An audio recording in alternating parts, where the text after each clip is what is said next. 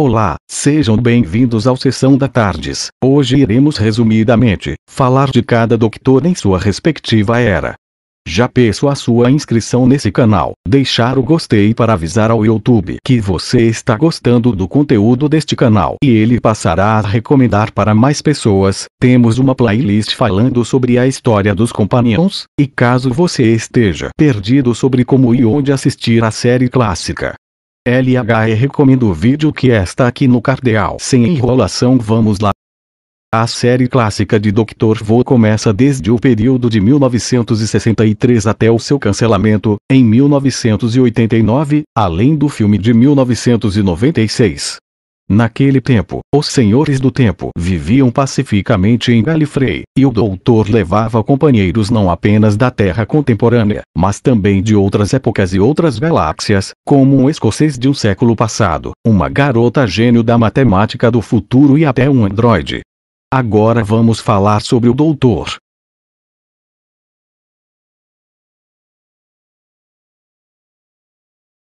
William Hartnell, 1908-1975, foi escolhido por Verity Lambert, que havia assistido um filme com ele e decidiu que era perfeito para o papel. Bill, como era chamado carinhosamente pelos colegas, tinha dúvida se era a escolha certa para viver o Senhor do Tempo.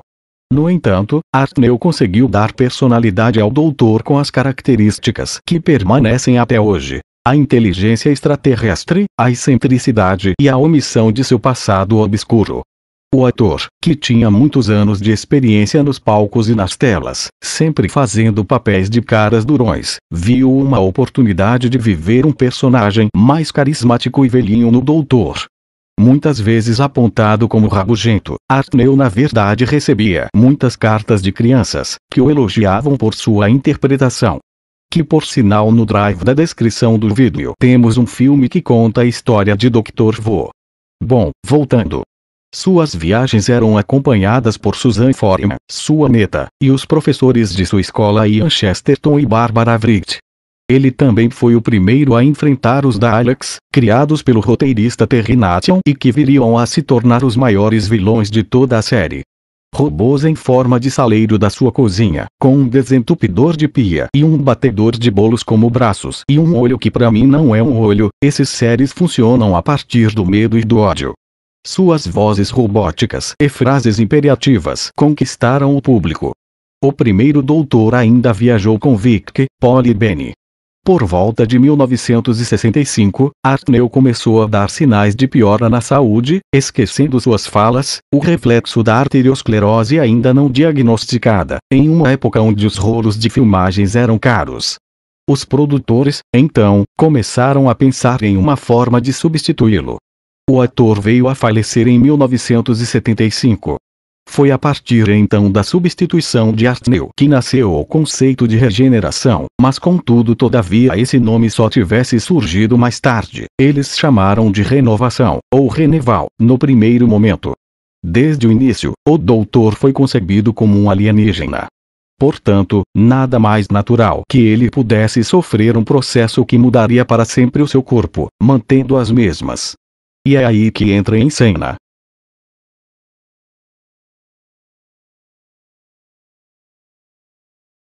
O processo da regeneração ocorreu pela primeira vez em 1966, quando Patrick Troughton, 1920-1987, encarnou o papel de Doutor no episódio The 10th Planet. Seu nome foi sugerido pelo próprio Hartnell, e embora ele tenha recusado da primeira vez, acabou aceitando o papel, ainda que tivesse medo de ficar estereotipado. Uma de suas primeiras ideias para o figurino era usar um turbante e muita maquiagem para ficar irreconhecível. Finalmente foi sugerido que ele se comportasse como um cosmicorbo, ou andarilho cósmico, inspirado em Charles Chaplin, e assim ficou. Troughton ficou na série por 3 anos, dando início ao que ficou conhecido por regra de Troughton, ou seja, permanecer no máximo por 3 anos no papel de Doutor. Ele raramente dava entrevistas, alegando que o conhecimento dos bastidores tirava a mágica da coisa. Apesar de ter as memórias do primeiro Doutor, sua personalidade diferia em vários aspectos. Ele era muito mais relaxado, animado e divertido, em oposição à teimosia e à rabugice de Artnell.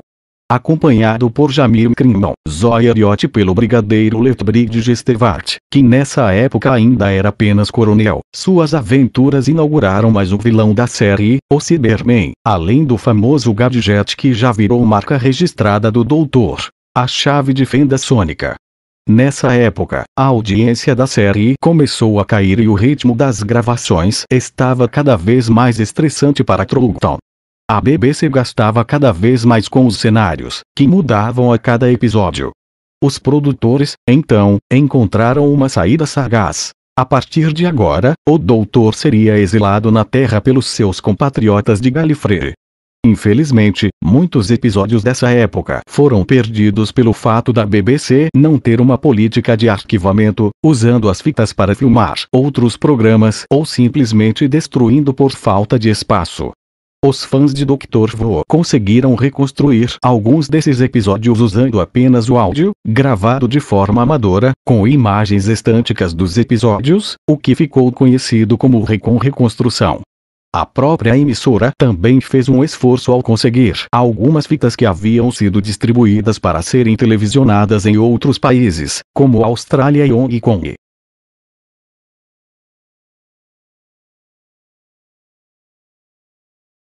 Jon Pertwee, 1919-1996, é o doutor que menos viajou na TARDIS, que estava entre aspas quebrada após seu exílio na Terra pelo Alto Conselho de Gallifrey, ainda com a ideia de cortar os custos de produção.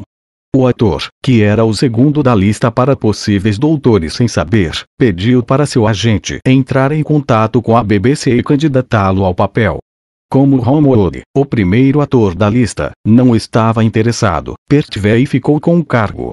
A primeira aventura do terceiro Doutor, Spirit from Space, é o primeiro arco em cores de toda a série, e apresenta o cenário da maioria de suas histórias. A UNIT, organização secreta do governo que lidava com casos obscuros, leia-se, alienígenas. Acompanhado pelo brigadeiro Lee Chaves Joe Grant, ele desvendava casos na Terra usando roupas muito mais extravagantes que seus antecessores, por isso ficou conhecido como Dandy Hipster da época. Pertwee também tinha um companheiro bem diferente. Bessie, um carro amarelo com o qual solucionava seus mistérios, enquanto a TARDIS estava fora de cena. Sua excentricidade chegou ao ponto dele ser o mestre na técnica do Aikido venusiano. Após o especial The Three Doctors, os Senhores do Tempo finalmente liberaram o Doutor para voltar a usar a TARDIS. Essa foi a manobra que os roteiristas usaram para que ele não ficasse tanto tempo na UNIT e pudesse viajar pelo tempo e espaço, afinal, Dr. Who é uma série de ficção científica. Foi ainda nessa época que surgiu Sarah Jane Smith, que acompanhou também o quarto Doutor e apareceu na série moderna, com David Tennant e Billie Piper. O sucesso da personagem foi tão grande que ela ganhou seu próprio spin-off, The Sarah Jane Adventures, 2007-2011.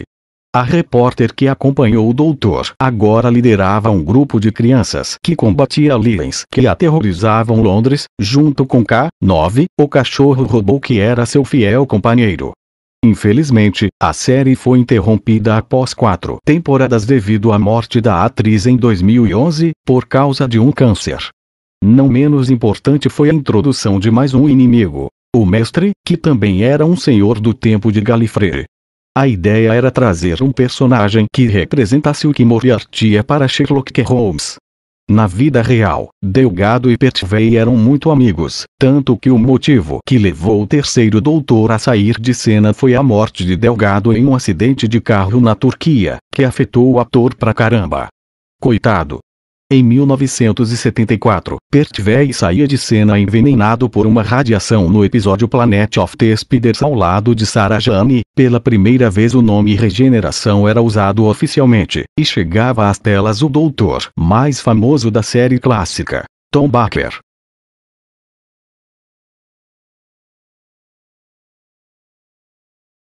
O cachecol colorido de 3,5 metros de comprimento e as famosas Jelly Babies são as marcas registradas de Tom Baker, o mais famoso da série clássica. Criado em plena Guerra Fria, esse seria o doutor que conduziria rebeliões de populações escravas de planetas distantes contra seus opressores. Ele era contra o poder dominante e tinha seu toque excêntrico, mas, ao mesmo tempo, era amável e doce com seus companheiros. Essa mistura foi um motivo para a popularidade de Baker, que se fez notar até mesmo para o público dos Estados Unidos. Em sua época, a audiência voltou a subir, chegando a picos de 10 milhões de espectadores. Com o quarto doutor, viajaram na TARDIS algumas das companheiras mais marcantes da série. Sarah Jane, que estava lá no momento da regeneração, e as Senhoras do Tempo Romana 1 e Romana 2. Além de Lela, uma selvagem de Sevatein. É dessa época também um dos arcos mais marcantes de Dr. Vo. Genesis of the Daleks, que mostrava a criação dos monstros inimigos, com a introdução do personagem Davros. Após 7 anos vivendo o papel, marca que nenhum outro ator conseguiu ultrapassar, Baker começou a achar que era o doutor na vida real. Seus problemas com a bebida pioraram e, na entrada dos anos 1980, a BBC buscou renovação para a série. O produtor Graham Williams sai de cena e entra em seu lugar um cara mais polêmico que Steven Moffat, Jonathan Turner. Turner foi o produtor que permaneceu por mais tempo na série, desde 1980 até o cancelamento, em 1989, sendo responsável pela escolha de Peter Davison, Colin Baker e Sylvester McCoy para o papel principal. Assim que entrou, Nathan Turner quis reformular tudo aquilo que, para ele, estava errado na série. Ele temia que o público pensasse que Dr. Vo estava bobo e engraçadinho demais e diminuiu o cachecol de Baker, amenizou as cores, deixando tudo mais opaco, tirou de cena o simpático cãozinho K9 e destruiu a chave de fenda sônica, além de modificar a abertura da série, tanto na música tema como na mudança do rosto de Tom Baker, que era o mesmo desde 1974.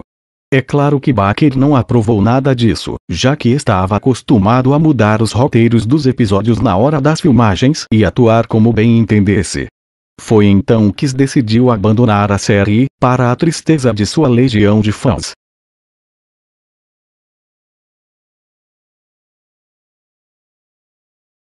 Nathan Turner decidiu radicalizar e, para interpretar a próxima encarnação do personagem, buscou um ator que não tinha nada a ver com Tom Baker. Como ele também era produtor da série Criaturas Grandes e Pequenas, com Peter Davison no elenco, decidiu convidá-lo para o papel. Ele era a escolha perfeita. Na época, foi o ator mais jovem a encarnar o Senhor do Tempo.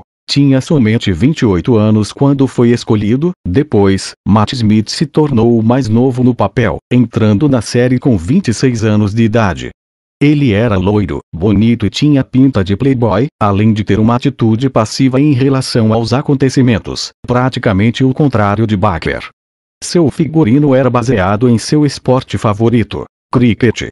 Assim como Steven Moffat, o atual produtor de Dr. Vo, Nathan Turner foi duramente criticado por seus roteiros fracos e pela tentativa incansável de fazer a série ganhar apelo para públicos internacionais. Por isso, o quinto doutor teve uma companheira australiana, Tegan Jovanka, e uma americana, Peri Brown, além de Nyssa, do planeta Traken, e Adric, que vivia em um universo paralelo chamado Espace. Ele foi um dos poucos companheiros do Doutor a morrer na série, em uma enrascada do Cybermen. Adric não foi o único companheiro masculino do Doutor. Vislor Turlough também deu o ar da graça, inclusive participando do especial de 20 anos da série, The Five Doctors. O androide Chameleon também marcou presença na série, como um robô que era facilmente manipulado pelo mestre. Sua retirada da série foi estratégica. A única pessoa que sabia operá-lo, seu inventor Mickey Power, veio a falecer. Davison compartilhava o medo de Patrick Troughton de ficar estereotipado pelo papel, e decidiu dar ouvidos ao conselho do amigo, saindo de Dr. Vo após 3 anos. O ator ainda faria muitas participações em especiais e audiodramas. Depois, o ator veio a declarar que se arrependeu de ter saído tão cedo da série. Bem feito.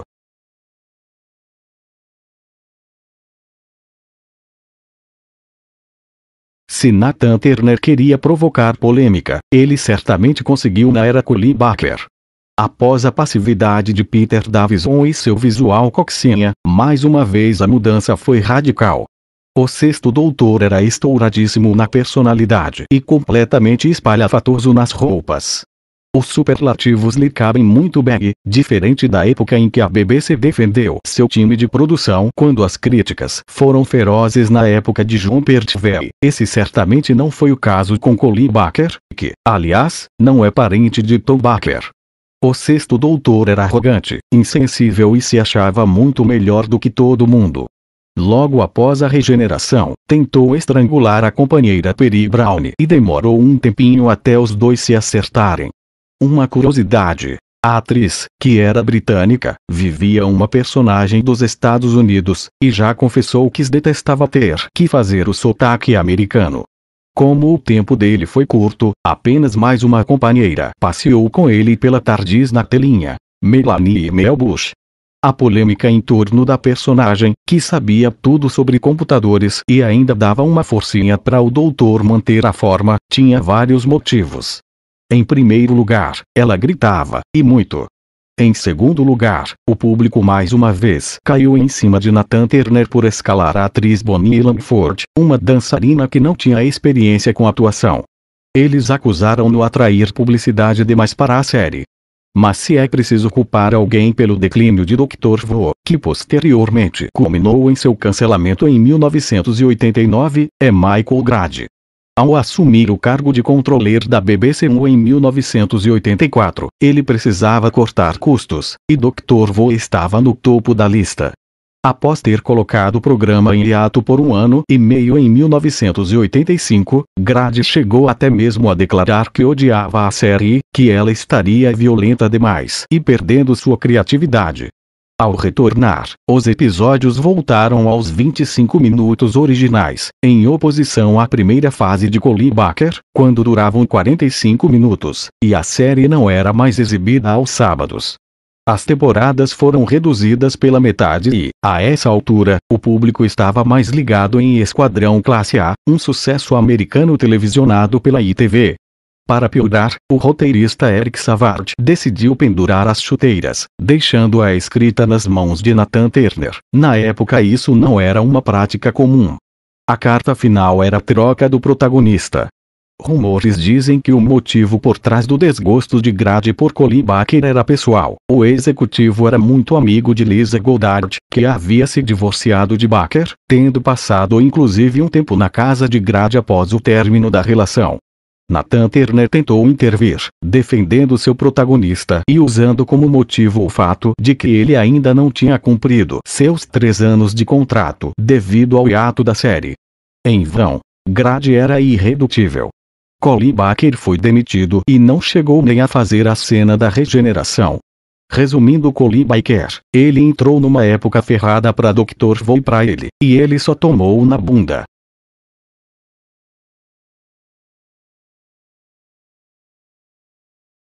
Um dos poucos escoceses a encarnar o papel, acompanhado por David Tennant e Peter Capaldi, Sylvester McCoy ganhou de presente a companheira Mel, que logo saiu da série, sendo substituída por Sophie Aldred, a Ace. A última companheira do doutor chamava-o de professor, tinha um ar punk rock que estava muito na moda naquela época, e realmente se divertia com ele, fazendo a audiência pegar gosto pela personagem. Nos bastidores, a BBC fazia pressão para o cancelamento de Dr. Who e Nathan Turner continuava carregando a série, mesmo após ter tentado sair da emissora várias vezes sem sucesso. Ele, então, convidou o novato Andrew Cartmel para ser roteirista e acertou a mão. Os fãs aprovaram as aventuras do doutor com a Ace. Muitos fãs se apoiam na má vontade da BBC como motivo do término da série, e com razão. Michael Grade mais uma vez mudou o horário de Dr. Who, colocando-a para a exibição na segunda-feira, no mesmo horário da novela Coronation Street, que fazia grande sucesso na ITV. Era a desculpa perfeita. A audiência caiu para 3 milhões de espectadores por episódio e ele ganhou carta branca para cancelar a série. Como o time de produção ainda não havia escrito um episódio final, a solução foi colocar um áudio no último arco da série, Survival, que não tinha sido o último a ser filmado.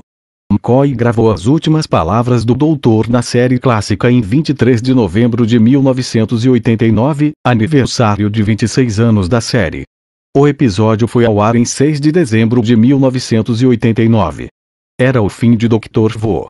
Jonathan Turner ainda permaneceu na BBC por mais um ano sem que o programa fosse produzido e sua saída oficial, com uma carta de demissão, é datada em 31 de agosto de 1990, no mesmo dia em que a emissora decidiu fechar definitivamente o escritório de produção da série.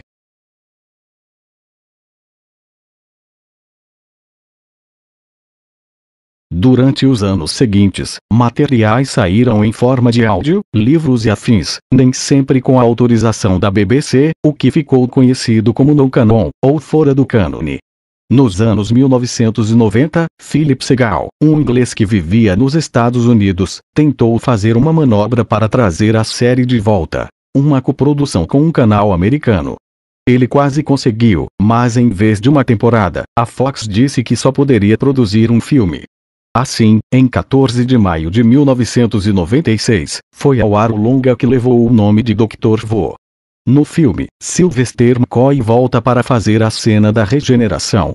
Agora encarnado por Paul Magan, o doutor precisa deter o mestre, que quer roubar suas regenerações restantes para sobreviver. Acompanhado pela médica Grace Holloway, ele consegue deter o inimigo.